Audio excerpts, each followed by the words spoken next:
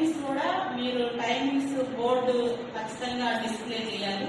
అలాగే మీ దగ్గర ఏమేమి సరుకు ఉంది, ఎంతంత మీరు డిస్ట్రిబ్యూషన్ చేశారు, ఇంకా రిమైనింగ్ ఎంత ఉంది, అలాగే వాటి ధరలు ఎంత అనేది ధరల పట్టి కూడా ఒకటి ఖచ్చితంగా మీ ఎఫ్పి షాప్ దగ్గర డిస్ప్లే చేయాలి.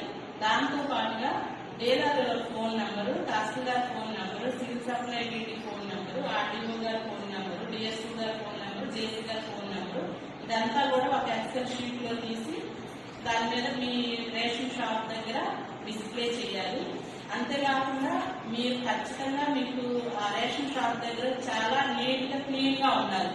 చెత్త చెదారం ఉండటం కానీ అలా ఉంటే ఎవరు వచ్చి సరుకులు తీసుకోవడానికి ఇష్టపడరు. అలా ఏమైనా ఉంటే కనుక ఇట్లాంటివి కూడా ఉంటాయి. అవి దాని మీద ఖచ్చితంగా టైమింగ్స్ ఫాలో అవ్వాలి. మార్నింగ్ 8 to 12 వరకు, మళ్ళీ ఈవినింగ్ 4 to 8 వరకు మీరు అందుబాటులో ఉండాలి. ప్రతి ఒక్కరికి ఒకవేళ ఎవరైనా రాకపోతే వాళ్ళు గతంలో లాగా ఇంకా వెహికల్ వచ్చి